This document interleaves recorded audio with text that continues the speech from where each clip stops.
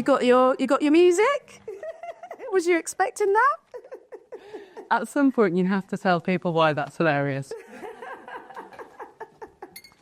So, thank you, Joe.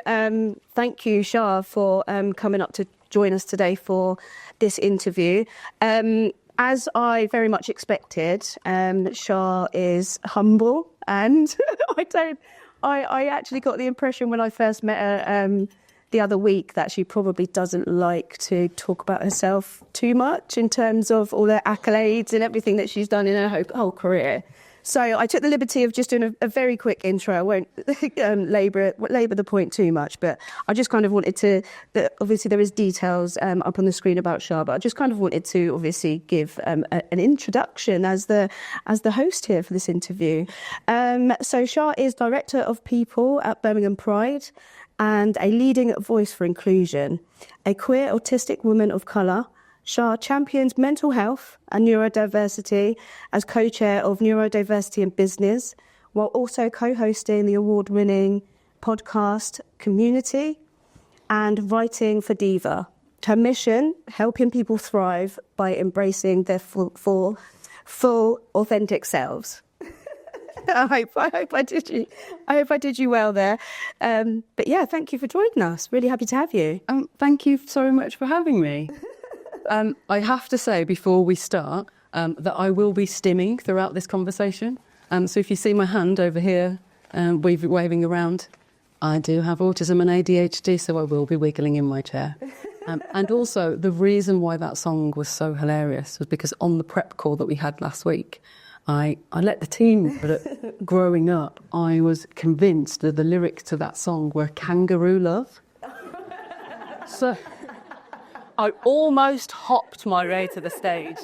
It makes sense though, right? Can't hurry, kangaroo love. Your version's way better, I have to say. But thank you so much for having me, and thank you so much for welcoming me with such warmth. It feels like a very safe and inviting space to be in, and that's always what I look for at spaces like this. So thank you all for being here and adding to that. Absolutely, thank you so much. And also I just wanted to mention as well, so we did catch up the other week and we just talked about how we saw the day going, and Char was very much kind of wanted to express the fact that anyone in the room, if you want to get up or walk around or, stretch your legs or stim, whatever that may be, please, this is a safe space to do so. So you carry on. No one's going to be mad at you. We'll just be please do. Carry on. And if you have ADHD and you have to say something right now, otherwise you'll forget, please say it. I will not be offended by interrupted at all. Absolutely. We're open to questions all the way through. So please, input would be absolutely fantastic. So I'm just going to kick off with, Char has joined us today. We are going to be kind of talking a lot about intersectionality. Obviously, as I mentioned in your introduction, that you are a queer woman of colour and you have autism. And I just kind of wanted to start off by asking you, how have those intersectionalities contributed to any kind of challenges or any kind of positives when it comes to your career? Wow, big question. Because they're the big one. Okay, so I believe that Kimberly Crenshaw invented the term intersectionality for me, and it was termed in 1989, which is also the year I was born in, so it makes sense, right? When I grew up, I first noticed I was different because I was black. And that was the only intersection that I had that I couldn't hide, because people would look at me and see that I am brown. I'm actually mixed race. My mum's South Asian, my dad's Jamaican, and that in itself in the 80s was a problem. When I evolved into a teenager and I discovered my sexuality, again, that was an intersection that I felt like I could hide. I could pass. I could play it straight. I could wear clothes that would make me assimilate, and so that people wouldn't notice that she was a gay woman.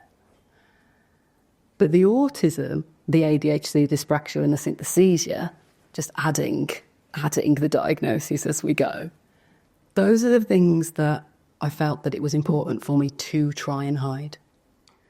I thought that as a D&I consultant, as a peak performance coach, as an NLP practitioner, as somebody who helps people feel more confident, feel more certain of themselves, I thought that people wouldn't trust me if they knew that I was neurodivergent because of my own internalized ableism.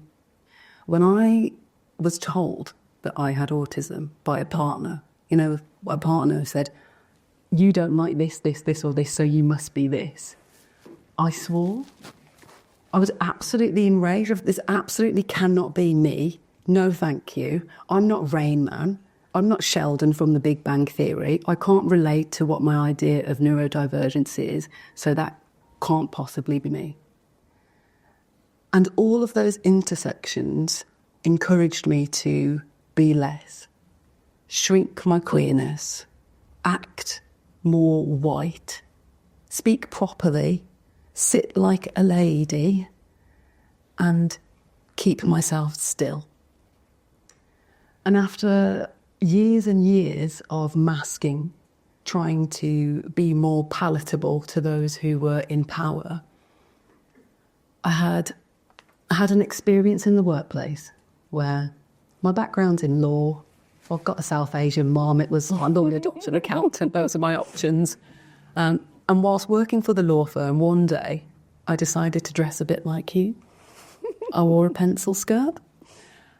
If you don't know what a pencil skirt is, it's quite like a tight little pencil skirt, finishes at the knee, and I thought that was me dressing up. And the managing director of the time said to me, "Now you look like a leader." And that really did something to my core. I thank you for that, because I think that was the correct response. And being told that because I had changed the way that I dressed, now I was valuable, now I was valued, now I was important, now I could be considered, now that I could be seen, it made me quite angry. And when I sat with that feeling of anger and frustration, it lit a fire in me.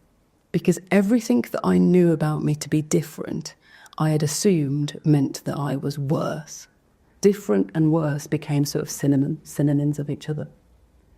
And unlearning that was the most powerful thing that I could do. Because, as you said, I write for the biggest lesbian magazine in the world. I'm co-chair for the UK's biggest neuro-inclusive charity. I'm director of my hometown Pride.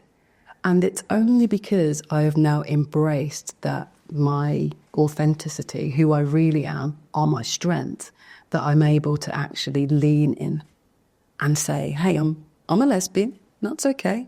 I have autism, ADHD, dyspraxia, synesthesia. You might see my hand doing this or this, and my foot might tap, and you might not see me as being professional, and you might not see me in the way that you expect, but you will see the real me."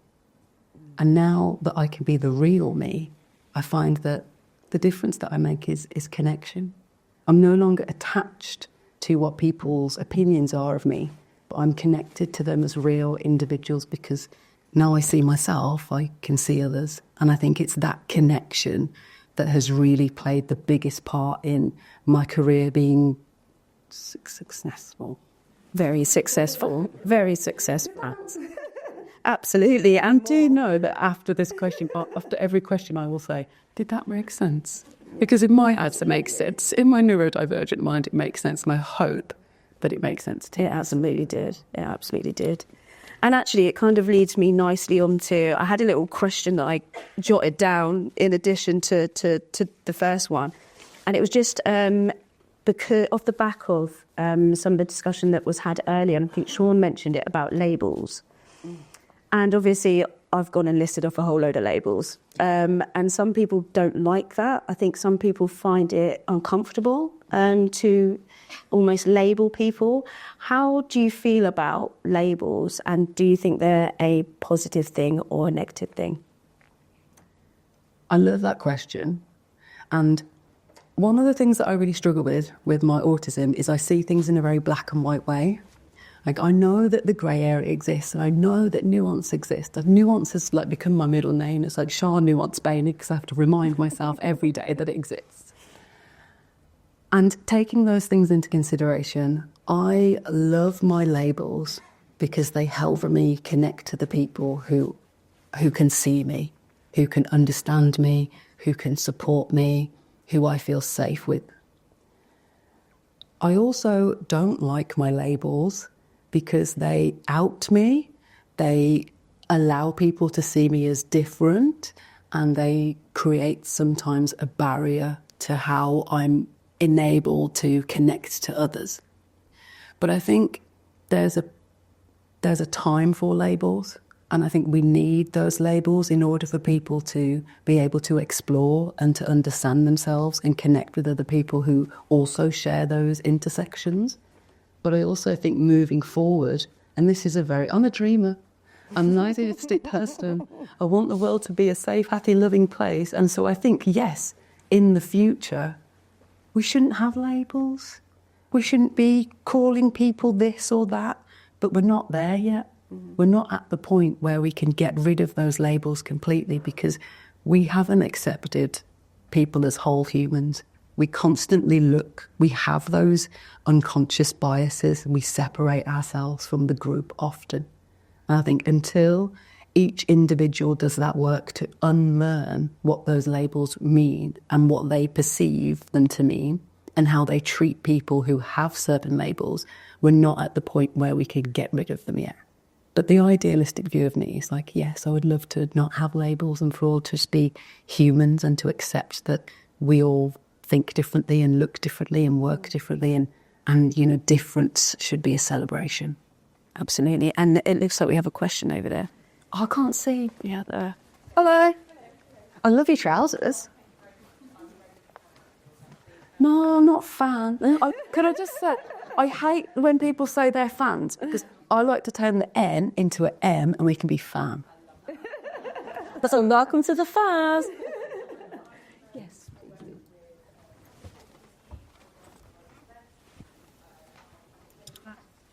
One of my hats is mum to a daughter who AUDHD, so autistic age, and that's myself as well.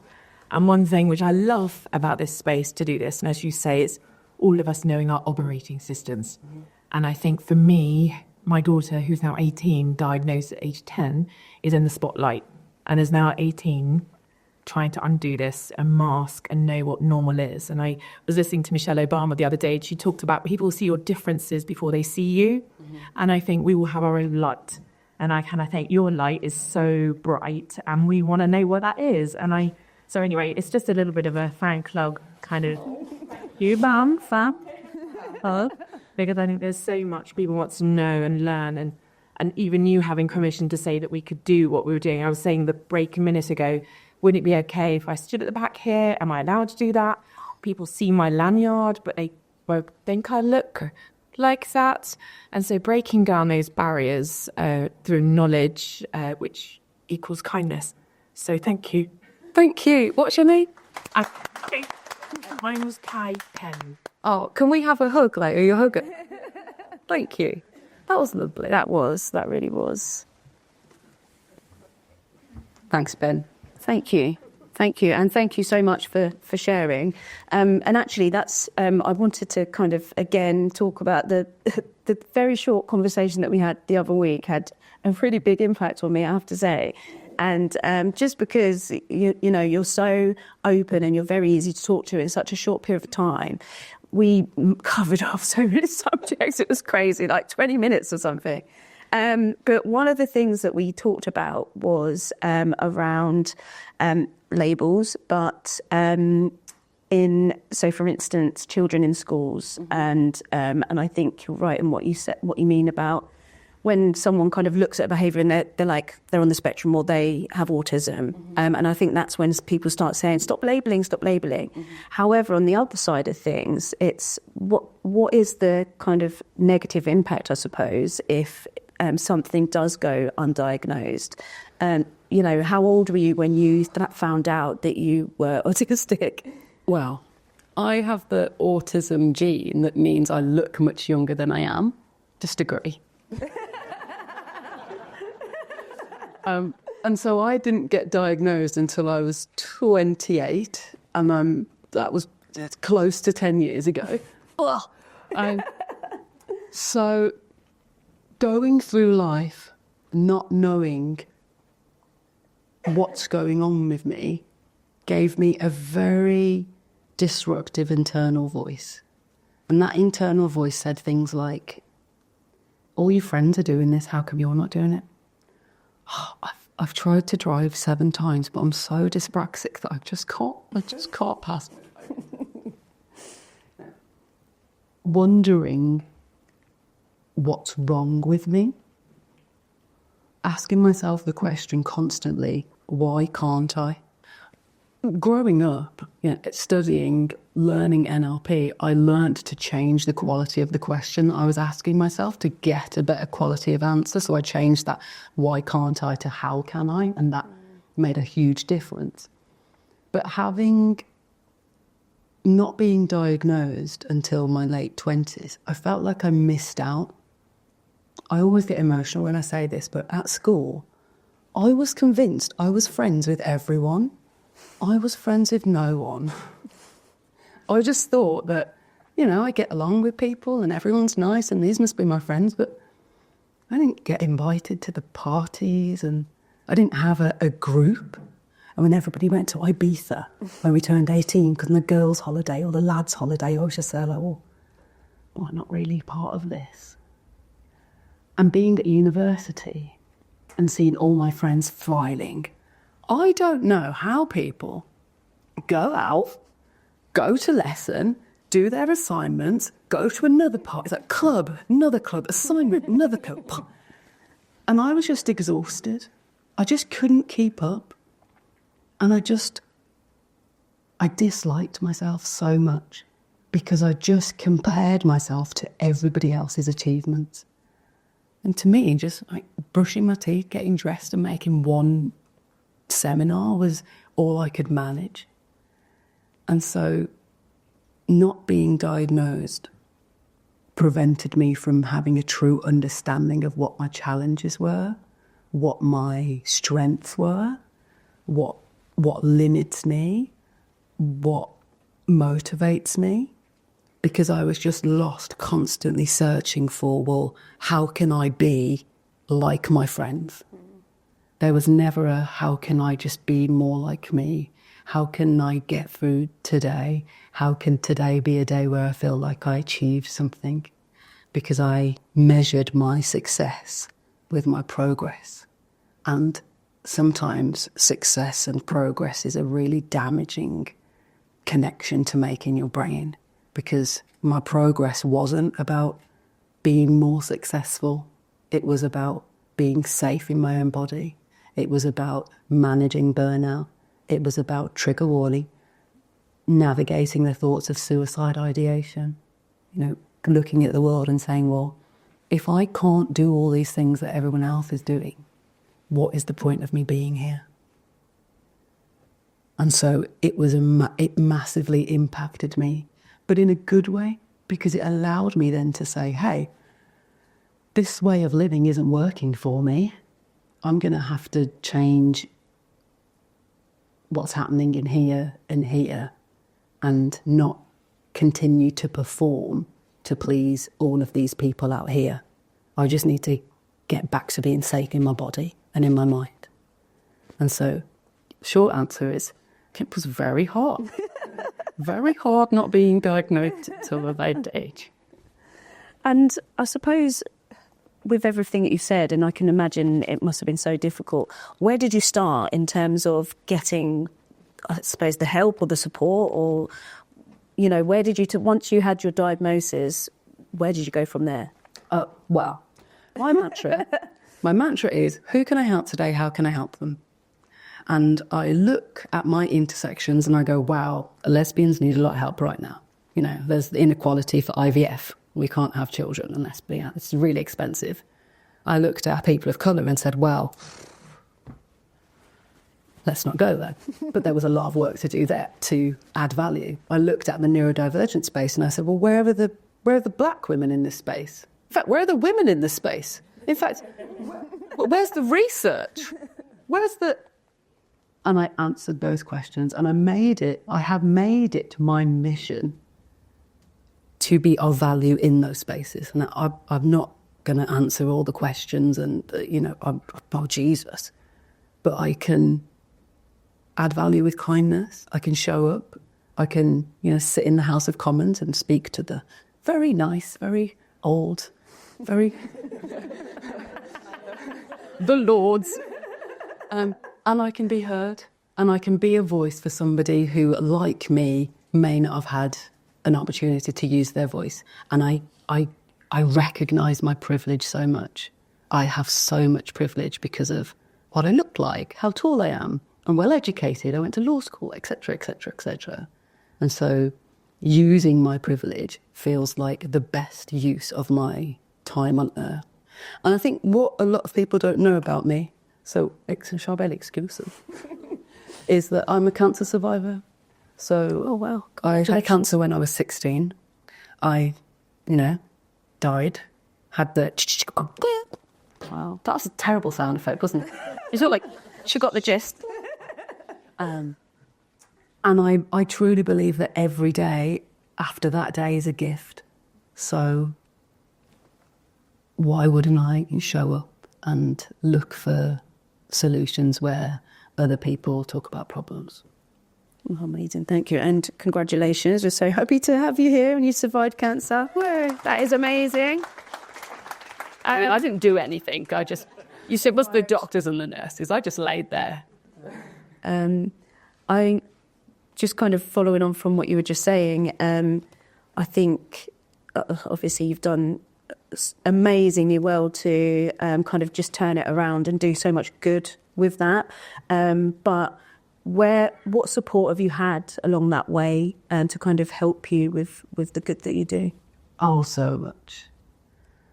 I work with so many young neurodivergent people, and if they take anything away from any of my sessions, it is please learn that it is okay to ask for help and to ask for it. It has been my biggest strength. Becoming more self-aware and knowing what I need help with, but then looking to those people who have already created community. I've got so many role models. Lady Phil, who's the co-founder of UK Black Pride, she is a strong, out, lesbian Ghanaian woman.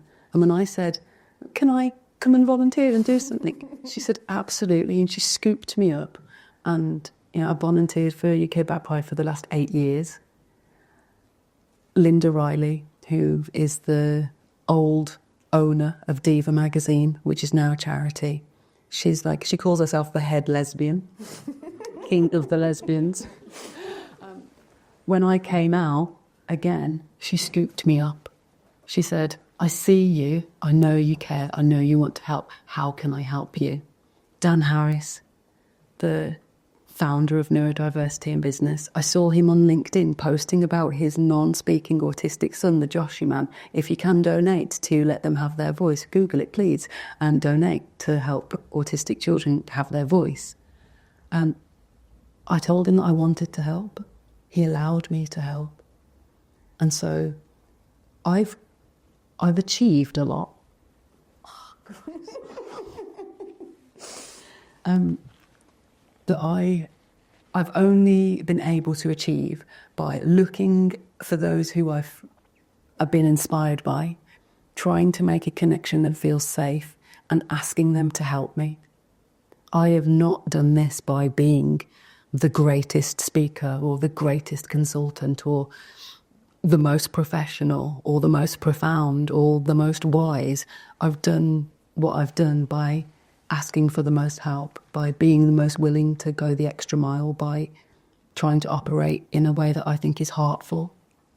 Heartful? Is that a word? It is now. It is now. So yeah. And also having support from my family.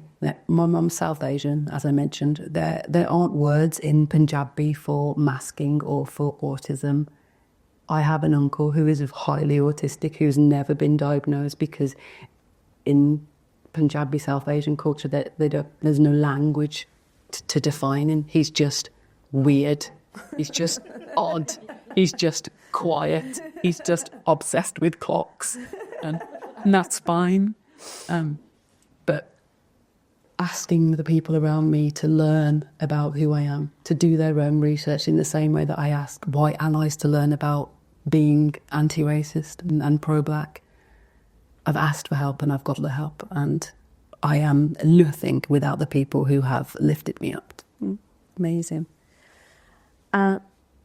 And, well, we've just touched on being anti-racist and, you know, people doing their research and, you know, encouraging people to be pro-black. And actually, it was a question that came up earlier, and we talked previously about some of the work we've done recently at Exertis around anti-racism messaging and showing support. Hang on. Off the back of that, on Friday, Alisha held an anti-racism workshop at work. And I just need to say that for a black woman in this climate to take up that space with so much compassion is hard, is emotionally taxing. And what she did was she opened the door for everybody else. And that takes a lot of power. So I just want you to put your hands together for that. Thank you so much. Are you okay? Are you okay? I am. And actually, I just want to, because I see you. Yeah. And thank you so much. And this is where my voice starts shaking, because it is a subject that is very, very close to my heart, obviously, for obvious reasons. But for me, something that and this is probably something that you can agree with, is just kind of when you're kind of faced with just the injustice of it all. Mm-hmm. And that's when you get to a place where it's like, I have to do something about it. And when we talk about support, we had the Women's ERG, Becky, and Gemma, who is also one of the leads in the Women's ERG. They actually reached out, and because of all the distressing stuff that was going on, and that was kind of the catalyst and the trigger for us to share all the distressing things that had been happening. And yeah, we got together, we delivered this webinar, but Char, we were messaging last night just about, okay, like, you know, are you ready for today? And what you're wearing, yeah, we shared all of that. That's why we're very much in contrast and looking very good together. And she said something that was just really, I was so taken aback, and it was just so kind. And you know, she said initially, how are you with everything that's going on at the moment? It must be difficult, you know, with work, and you know, just kind of stay strong. And I told her about what we did, and she was like, that's amazing. And she just said, like, thank you for putting kindness out there into the world. And it was just that line that, like, really got me. I was just like, wow, what a lovely thing to say. And it was, and I just thought, you're so right. That's just a little element of kindness. And that was what the Women's ERG did. They reached out to show kindness to the people that had come to them and talked about all this horrible stuff that's going on. And they just wanted to tell someone about it, and they just wanted someone to help them do something. And, you know, it's just small things like that is all that we ask for, really, isn't it? Just a little ounce of understanding. And yeah, it was very well received, and it was an amazing session. You know, lots of people shared their stories either there or after. We got flooded with messages, and it was very, very positive. But you're so right, it's terrifying. Mm-hmm. You know, as a person of colour, when you talk about these experiences, it can be dismissed. You know, we talked about microaggressions, we talked about unconscious bias, and you know, you can share your experiences, and you kind of don't quite get. You're like, why are you not angry about this? You know, I've shared my experience. It was traumatic, and you know, your answer is kind of like, oh, you know, never mind, sort of thing. And it's just like, and I was terrified that would be the response, and I didn't want that for our community within our ERGs. But I'm pleased to say that the response was absolutely the opposite of that. We had an outflood of support. We had people, you know, like I said earlier, reaching out to ask what they can do to help. We've got people starting to wear our ERG badge as a kind of anti-racism sign. It was. I'm so pleased I put myself out there and did that. So thank you for acknowledging that. Oh, well, thank you for doing it. And I think that's what we need more of. Like my family talk about being passionate. You know, we're a fiery family. Our food is fiery. We're Jamaica and South Asia, and we're a fiery family. We have, 3 sisters, 1 dad, bless him. He's always in trouble, dad, bless him. But we have an agreement that if we're going to be passionate, that we're also going to be compassionate. And my mum always says, add compassion to your passion, because yes, care, but consider about care. Be considerate in your care. And I think what you did was you took your compassion and you allowed people to sit with theirs and to be seen and to be heard, even if it was anonymously heard. You gave, all of those things that go on in our heads as black and brown people. Was it a microaggression? Am I being too sensitive? Are they racist? Are they not? Am I safe? Am I not? The amount of times we gaslight ourselves and say, oh, it couldn't have been that. Surely it wasn't because I'm brown. Surely it wasn't because of the colour of my skin. But sometimes it is. And it's important to be acknowledged and to be recognised and for people to see you and to believe you. I think that is, when I talk to people who aren't people of colour, that is what I look for. Do you believe me when I say that someone was racist to me and this was the impact that it had on me? And do you care enough to help? And it's not, there's no answer for everyone. It's not like every white person must help every person of colour. But do you care enough to, who was it I was talking to? Ben said that a colleague offered another colleague a lift to work and said, if you're worried about public transport, I'll come and pick you up and give you a lift. Do you have capacity for those small acts of kindness that make a massive difference and that show that you don't have to have the right language? If someone is attacked because they're a certain colour or a certain sexuality, etc., etc., you don't have to know the perfect words to say. There's no script. But can you acknowledge their pain? Can you acknowledge their hurt? And can you offer some kindness? It's that basic humanity that I think we need to get back to. Yeah, absolutely. Thank you for that. And actually, obviously, we've talked about intersectionality today, and I just wanted to touch on, obviously, the facts that obviously in your description that you're queer, you're a lesbian and proud lesbian, absolutely. And I'm saying that now loudly because it has taken me this is what I was going to say. This is what I wanted to ask you was, how was it for you with coming out and being able to own that side of you? Honestly, I didn't know that black people could be LGBTQI+. Like, the only example that I'd seen of queerness was, God rest her, Lily Savage. I was growing up watching and Graham Norton. Yeah. Those are my, gay icons growing up. I'd never seen a black or brown gay person. And I bet if you think about it, how many can you think of that you know? Freddie Mercury? That's the other one. Yeah, take it. Yeah, we'll take it. But it's really tricky. And that's, culturally, a lot of black and brown people are from countries where it is literally illegal. There are still 70 countries in the world where you can be whipped, you can be imprisoned, and trigger warning, you can be killed for being queer. I have no other question. What was the question? What's about? So the question was around how it was for you being able to come out. That's why I forgot the question. It was terrifying. I lied all the time. I'd go on a date with Samantha, but it would be Sam really to everybody else.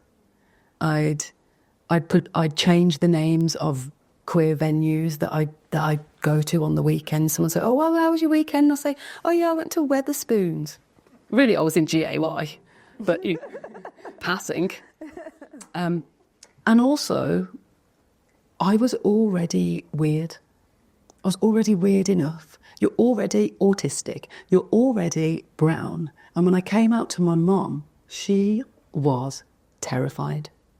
So, well, you already get bullied for this, and this. Why are you choosing this now?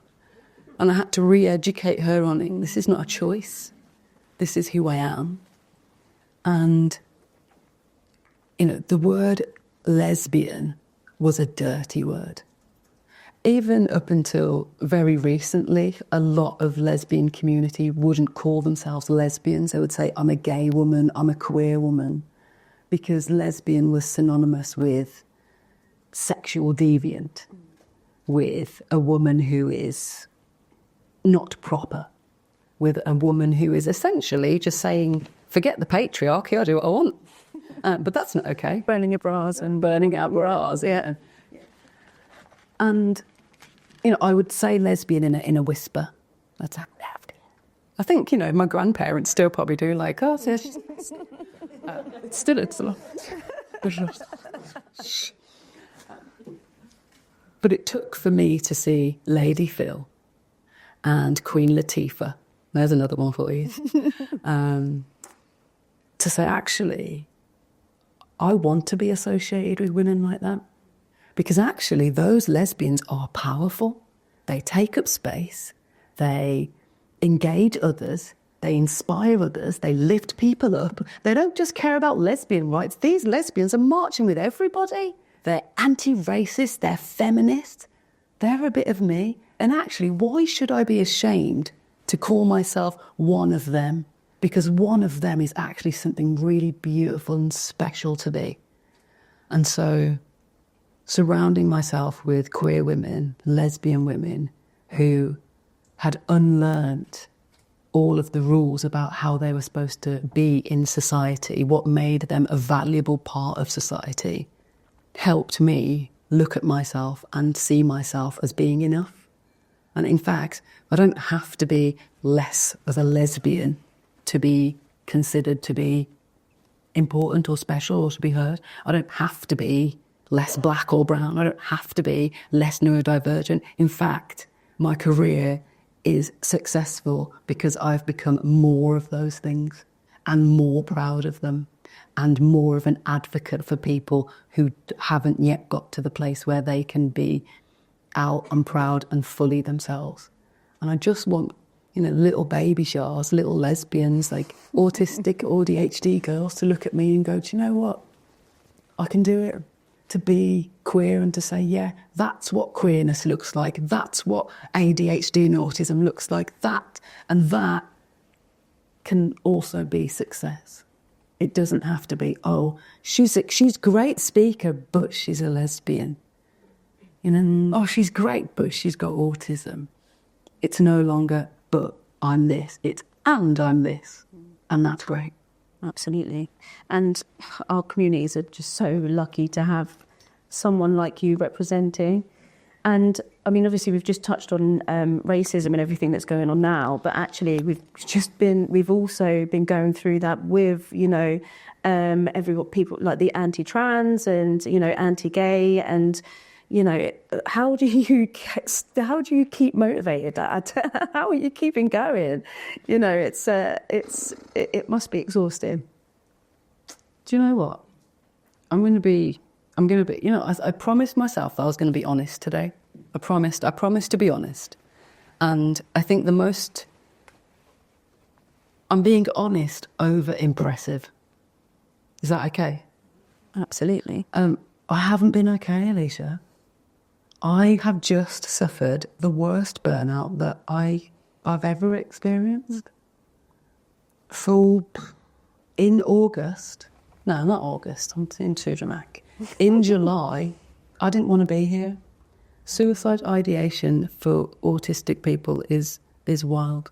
And in July, I got to the point where I'd done everything that I could possibly do. I'd been to World Pride in Washington, D.C. I'd done 5 talks at a human rights conference there. I'd flown back, spoken at the House of Lords, being the director of Birmingham Pride and put that pride on. UK Black Pride was pending the 20th anniversary in August. I'd started working with a new school, 6 new families, and helping them on their ECHP plans. And I couldn't do it anymore. And it wasn't as though, when I say suicide ideation in autumn, it's not like I'm going to end my life. It's like, it's going too fast. Can I get off for a minute? It's like the world is running towards you. There's a threat coming towards you and you've got your sword. It's right here, but your arm is moving in slow motion and you can't quite get to the sword. And if you could just get to the sword, then you could fight back and you could be what people expect you to be. And Alisha, I was so embarrassed. I felt so guilty. I was so ashamed. You talk about balance all the time. You talk about well-being. You talk about mental health. You go on retreats. You're always on about all these things that you do to take care of yourself. How have you got yourself into this position of burnout? I was embarrassed. I was guilty. I felt like I'd let myself down. I felt like I'd let my community down. I felt like I'd let my family down. And then I decided to speak about it and to tell people how I was feeling. And they said things to me. They said, it's not your fault. That was healing. Because I thought it was all my fault. I thought that I'd done something wrong. They said, you're not the problem. And I thought, well, that's really healing as well. I'm not the problem. And they said, you're allowed to rest. And I did. You spoke to me. I was resting. I was looking after my friend's sausage dogs in a cottage. Well, there were 2 sausage dogs and one that's a Jack Russell crossed with a Shih Tzu, which is called a Jack Shit. Brilliant, isn't it? They're all Irish. Irish dogs, Finn, Seamus and Paddy, beautiful dogs. I went to my friend's cottage. I switched my mobile phone off. I did not answer an email. I did one work call, which was with you and Diane and Ben. It was lovely. And I gave myself time to come back. And all throughout the year, in April, in line with the tax year, let's scale up my business. That'll be great. I'll just be a global D&I consultant and I'll go to 5 countries in 3 weeks. I'm an autistic person. I will say yes to everything. And I did so many great things. And I said to myself, Char, you need to slow down. You need to get back to balance. You're going to burn out. You're going to burn out. You're going to burn out. So it's like, you're going to burn out. You're going to burn out. You're going to burn out. Oh, you burnt out now. And then I burnt out. But the reason I'm sharing this is because I think people look at people who are high achievers or have lots of job titles or wear lots of hats and they often go, well, how do you do it? And a lot of the time, those people are struggling. It's your most successful friend that you need to check in on. It's that person who seems to never have a problem that you need to check in on. It's that person who's always there for everybody else that you need to check in on, hence me checking in on you. And so I'm not guilty or embarrassed or ashamed about burning out because it happens. It's a symptom of neurodivergence. But what I do want people to do is I want people to understand what that means. When I can't speak, or I'm not being rude, I can't speak. When I can't move, when I can't get dressed for today, when I can't show up, when I can't do what I maybe said I was going to do. I need people to understand the severity of it. And I need everyone to understand, not just HR. I need line managers to understand and my colleagues to understand and all those people to understand so they're not projecting onto me their feelings of, why are you being like that to me? It's not being like that to you. I'm being like this for me to recover. And so now I'm recovered. And I'm feeling great and I'm taking the time out. And I honestly believe that it's okay to get yourself to a point as long as you support yourself in getting back. And you're going to ask me how I did that now, aren't you? What did you do? How did you get back? Got it. So how did you get back? The dogs, the rest. But I think the real crux of getting back to yourself is to have practices that work for you. And not everyone's practices are the same. So there's no one size fits all. There's no, this is how you do burnout recovery. How I do burnout recovery is no social media, less screen time. I I'll say it, I'm woo-woo. I hug trees. I go into nature. I take my shoes off. I go barefoot in the woods. I hug trees. I reconnect with something that I think is greater than me. I believe in energy. I believe that I put out too much energy and I needed to get some back. And I think the most important thing was, like I said earlier, I asked for help. My mum said to me, what can I do? And I said, can you make that lentil curry? My sister said, what do you need? And I said, just, hugs. Hugs and no conversation. She was like, do you want to watch a new series of Wednesday? I thought, yes, I'll come and watch that with you. But I asked for help and I told people. And I told them in a way that helped them understand that this isn't a problem between me and you and there are no expectations here, but I just need you to be a little bit softer with me. And I think 2 things that I want to bring into every relationship that I have are softness, I'm from Birmingham, softness, and the benefit of the doubt. So I'm asking people to give me the benefit of the doubt and to be softer with me. And I think that's 2 really small things that we can do for each other that just make the world and our environments just a little bit safer and a bit nicer to exist in. Absolutely. And thank you so much for sharing, your experience with suicidal ideology, and I completely get where you're coming from in terms of with burnout, with everything that's going on. And I think it's easy for instance, like with social media and stuff, I've had to have a break from it because I was finding myself actually just get so angry. Mm-hmm. Like the rage in me was building, and I was like ready for, if you say something to me about this and you don't agree with my opinion, you are going to regret it, So I was getting to that stage. I had to take a step back from social media so I can completely understand that side of things. But I think as well, one thing that I wanted to make sure that I definitely kind of got out of today, I suppose, for everyone here, and again, like almost like from a professional standpoint, and what can leadership do within businesses that are, trying to be more DEI conscious and trying to be more supportive? What can they do? What's some small things that they can do to help people that are, neurodivergent, people with multiple kind of intersections of marginalised groups? What can they do to help? I think there's some key things that I want to say. Psychological safety. That is key. Because if people don't feel safe to talk about what's happening with them, you're not going to hear about it. If you don't hear about it or get an idea about it, you're not going to be able to do anything about it. So psychological safety first. And not just for HR. Everybody needs to know what it means. Everybody needs to embody it. Policy, but flexibility.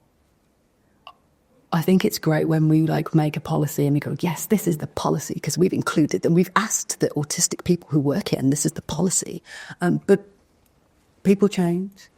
So let's have policy, but let's be flexible. Let's have flexibility in those policies and allow people to highlight what they need and where the adjustment is for them. And I think let's keep talking about it. Let's educate people about what real experiences are. I think I come from after I finished law, I went into sales because I was told that I could sell things to people because I could get along with lots of people. And then I went on to be a sales trainer and trained people about how to sell things. It's very strange for me. It's very strange for me. But in sales, we had a saying, and it was, facts tell and stories sell. And we have to get that right because people need to understand what the facts are, what the stats are, what's going on for marginalised communities. But they also need to hear the story. We need to normalise talking about what's happening with people who are from the most marginalised groups. And we need to make it our business to amplify their voices. Because when we hear those stories, it's not something that happens in here, it's something that happens in here, and when something happens in here, it happens out here, because we act on it. Every individual within every organisation is responsible. There is no, it's that department, that department, that department, that department. It's about changing the culture And the culture starts with the people, and the people start with the heart. Absolutely. Thank you so much for that. And I just wanted to, because we're kind of starting to get towards the end of our segment here, but I just wanted to, I'm very conscious that we've been doing lots of talking and not opened up much for any questions. So has anyone got any questions? Yeah.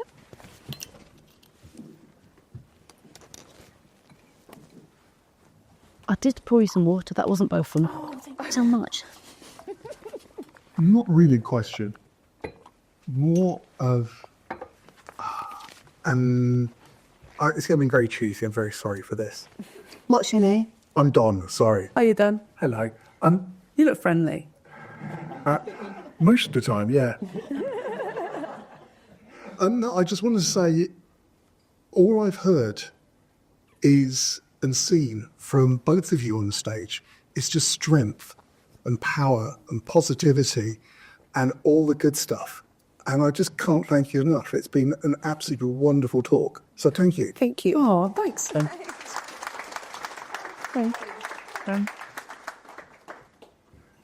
Hey, John from Softcat. So, look, I'm a firm believer in authenticity, and I think today is a prime example of that. I think we get in, and I've said it in from my colleague, I think we have far too many polished speakers. I think it gets really tiresome. I am dyslexic, have always been. Probably a load of other undiagnosed things that I haven't had time to put myself through. But the one thing I would say is from an ESG side of things, and I'm almost going back to the boring side of it, but within ESG reporting and performance management, we talk about, board levels and senior leadership from a race perspective, age perspective, sex perspective.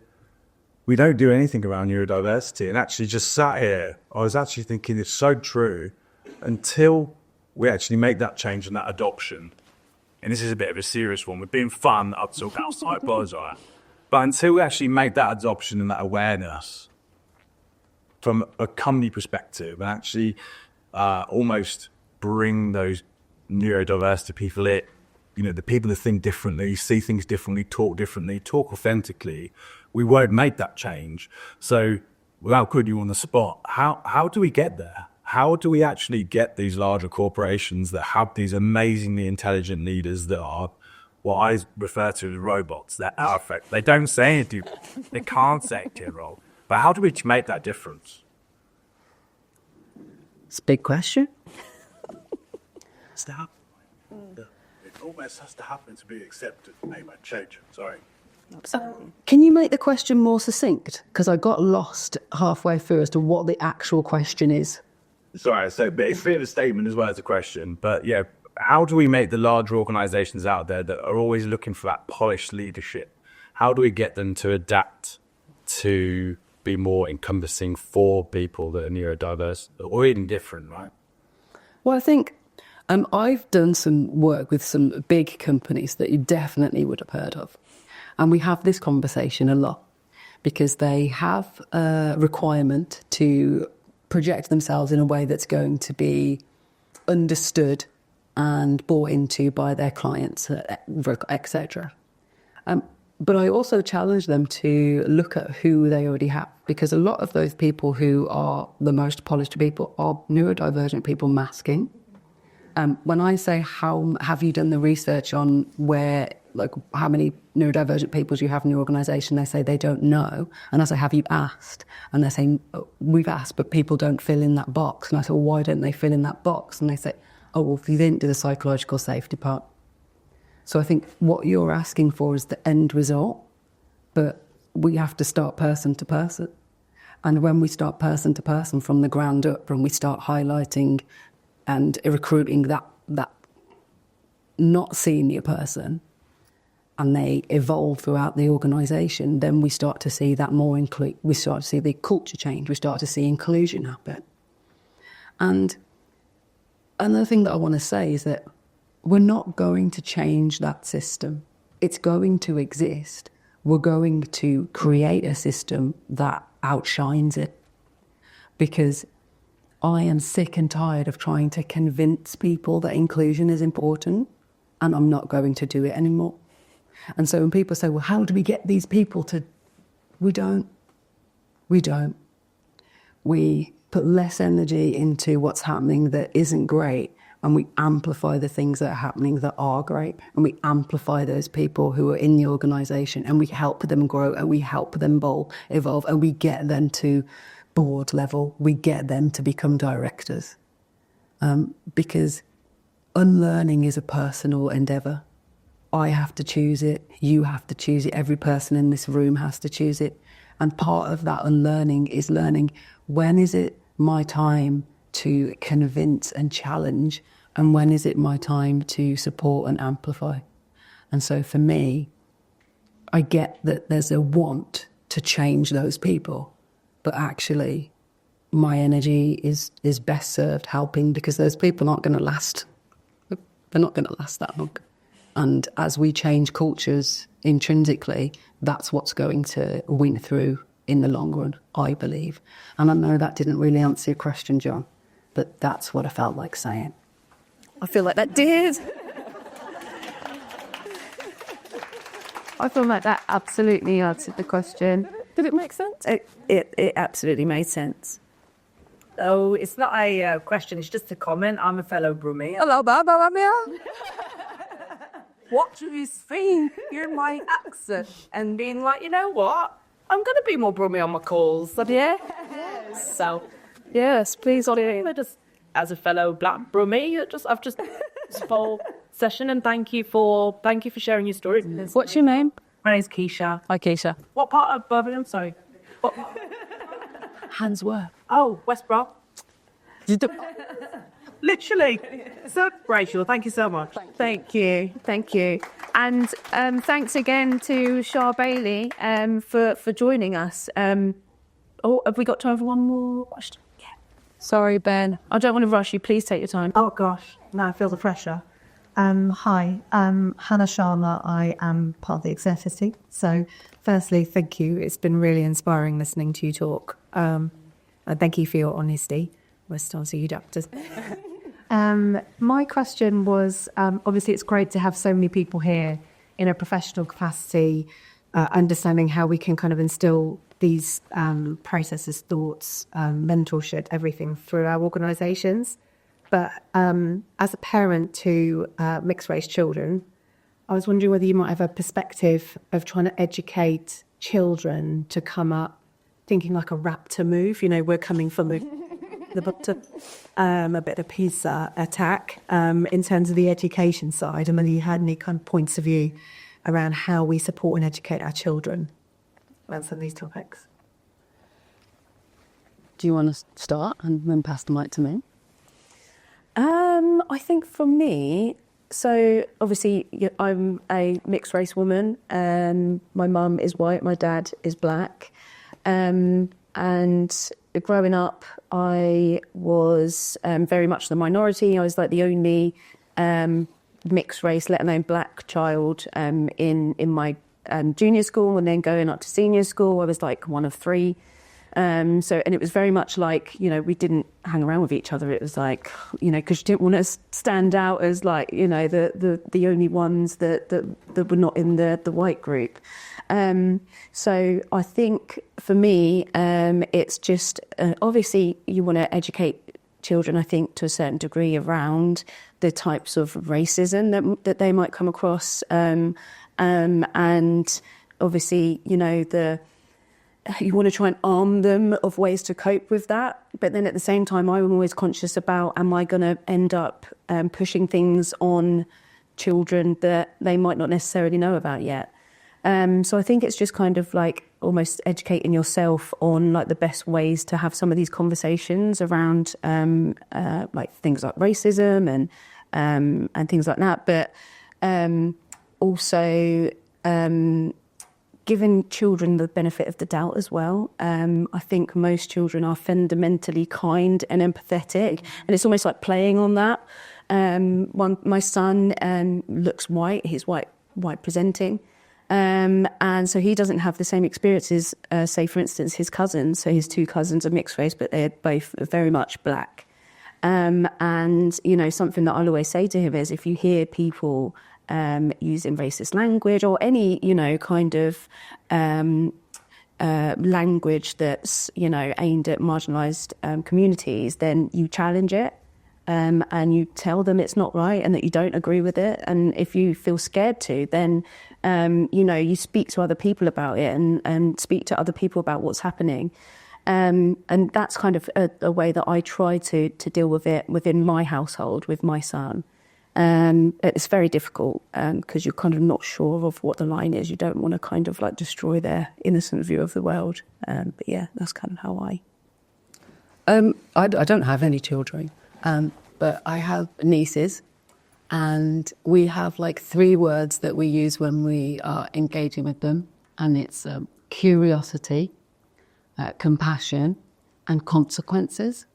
And I think children are naturally curious, they're naturally compassionate, and they love understanding like what's going to happen, what's the rules, what's the outcome.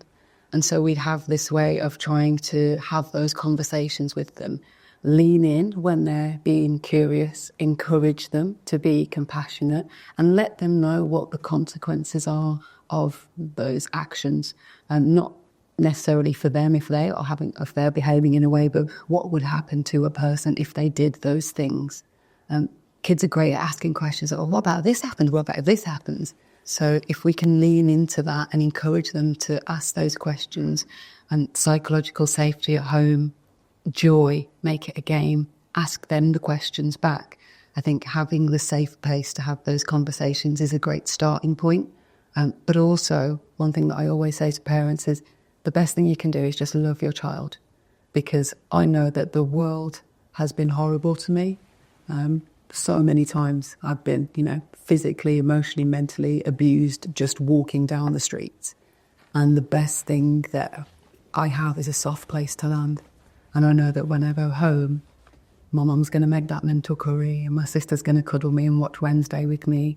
And regardless of what the world says to me or about me, I can go home and I can be loved for all of me.